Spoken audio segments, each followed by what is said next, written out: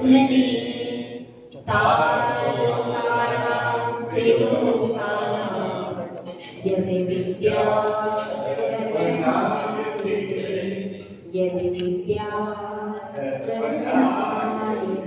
पंचपरमेश्वरी भगवान की जय। एक हजार श्री शांतिनाथ भगवान की जय। एक हजार श्री कुंतुनाथ भगवान की जय। पूज्य आचार्य श्री आदि सागर महाराज की जय।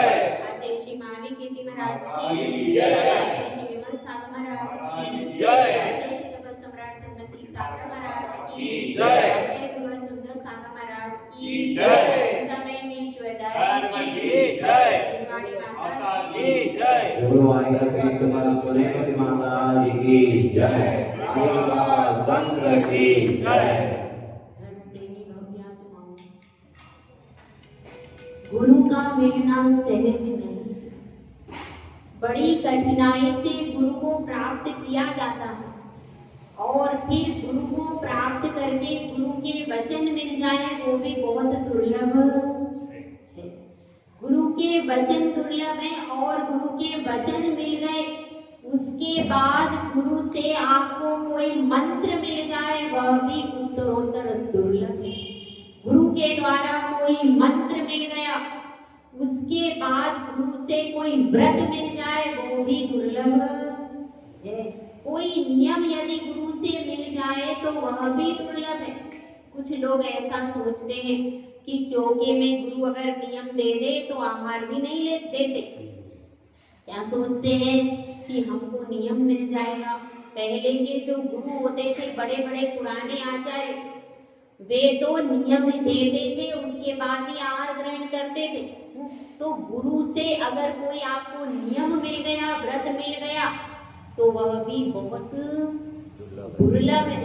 और गुरु से महाव्रत मिल जाए दीक्षा मिल जाए वह तो और भी ज्यादा अति दुर्लभ अति दुर्लभ। तो इस तरह से गुरु का गुणगान करना भी बहुत दुर्लभ है। बहुत कम लोग हैं जो गुरु का गुणगान कर पाते हैं। और आज गुरु पूर्णिमा का दिन है, हर जगह पर क्या हो रहा है गुरु का गुणगान हो रहा है। सब जगह गुरु के महत्व को प्रतिपादित किया जा रहा है।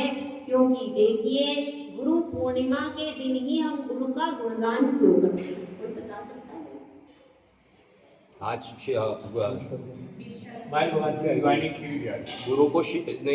गुरु को शिष्य मिले थे आज ही के दिन। सबसे बड़ी बात तो ये है अपन शब्द से समझे पहले गुरु पूर्णिमा यानी गुरु ही ऐसे रत्न हैं जो कि पूर्ण बना सकते हैं और किसी में शक्ति नहीं है।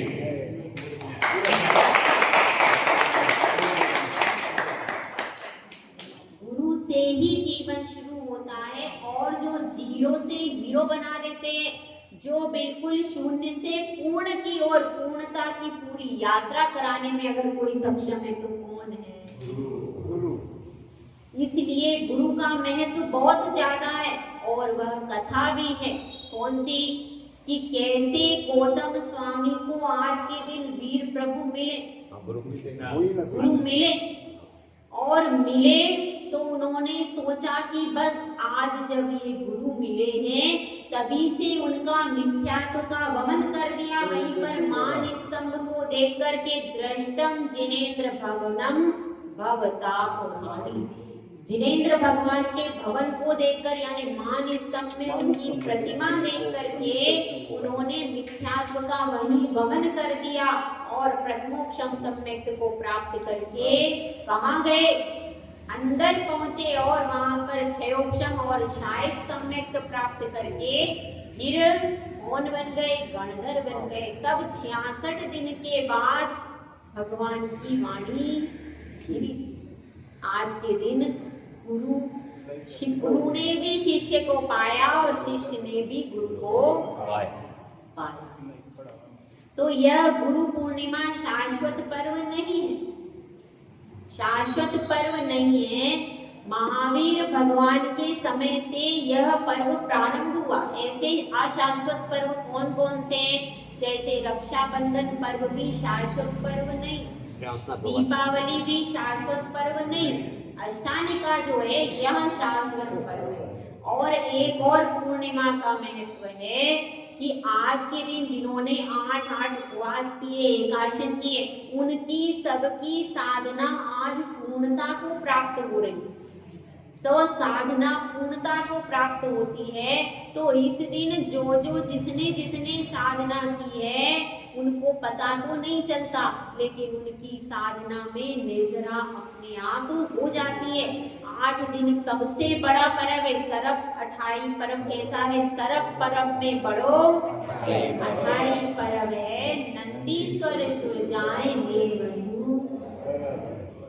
तो यह सारे पर्वों में बड़ा पर्व है और उसमें भी यह गुरु पूर्णिमा का महामहोत्सव कैसे मनाया गया और गुरु शिष्य का कैसे संबंध हुआ, इस संबंध में विशेष प्रवचन आज आपको क्षुल्लक सुपर्व सागर महाराज का होने वाला है। आज विशेष प्रवचन गुरु पूर्णिमा पर उनका बहुत विशेष प्रवचन होगा, जिसमें वो बताएंगे गुरु से शिष्य कैसे मिले।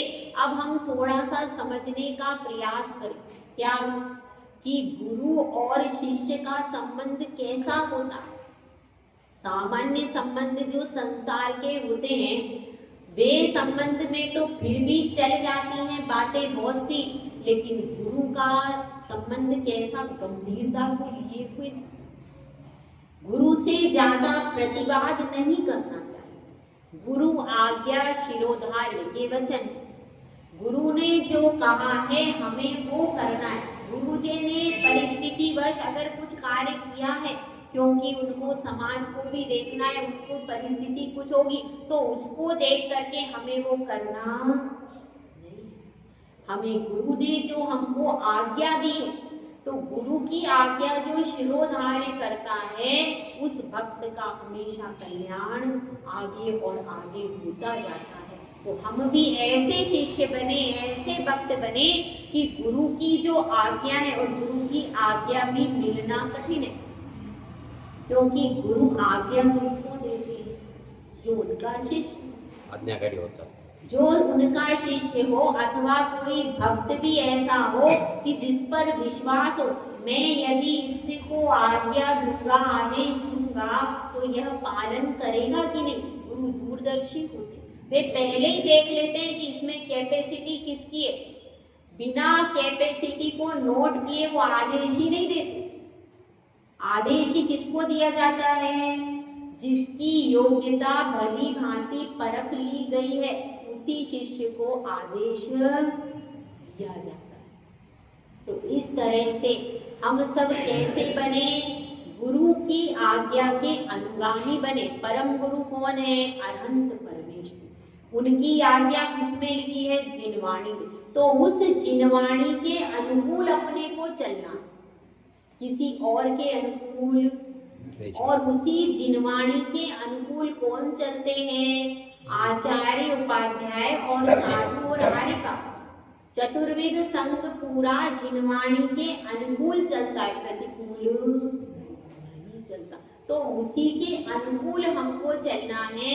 लेकिन क्योंकि जो भक्त होते हैं, शिष्य होते हैं, गृहस्थ धर्म का प्रतिपादन करने वाले श्रावक होते हैं, वे शास्त्रों के गूढ़ हृदय को समझ नहीं पाते। इसलिए वे आचार्य उपाध्याय साधु आरिका आदि का अवलंबन लेकर के उस अर्थ को हृदयंगम करते।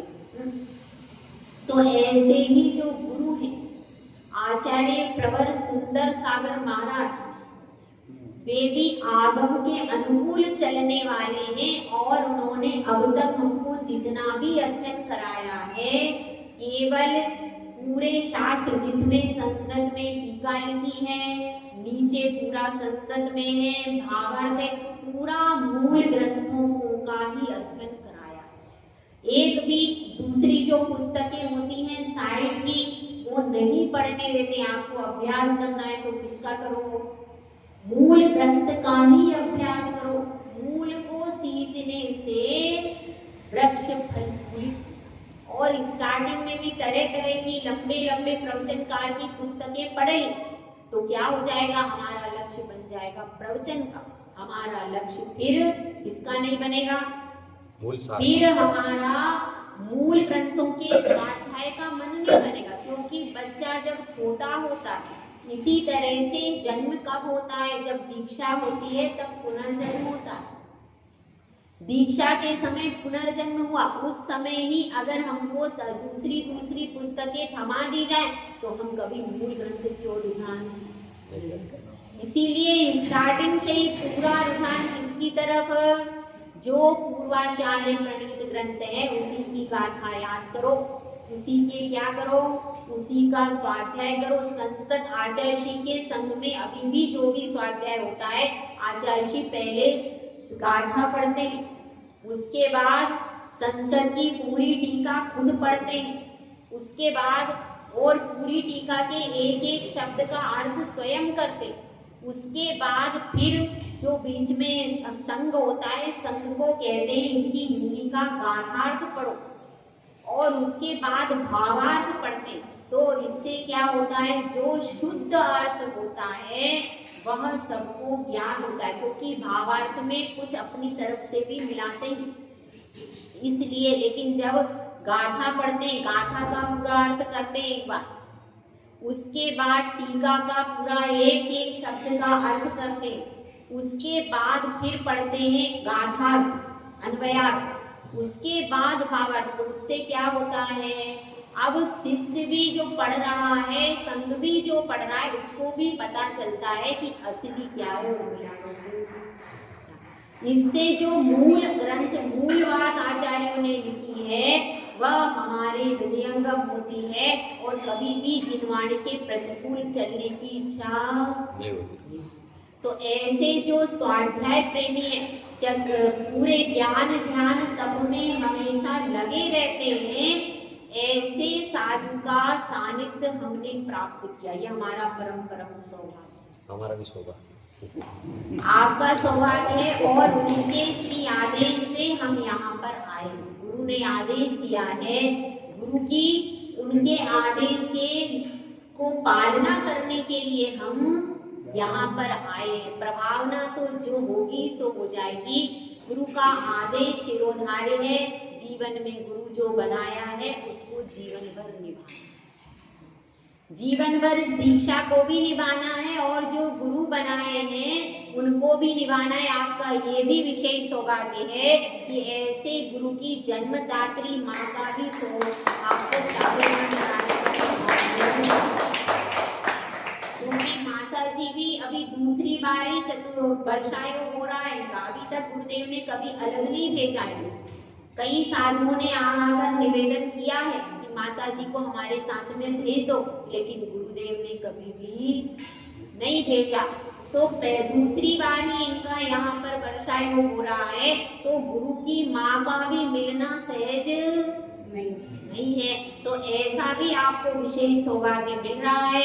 आप अपनी भक्ति के माध्यम से अपने जीवन को पवित्र करें। जय बोलो आचार्य सुंदर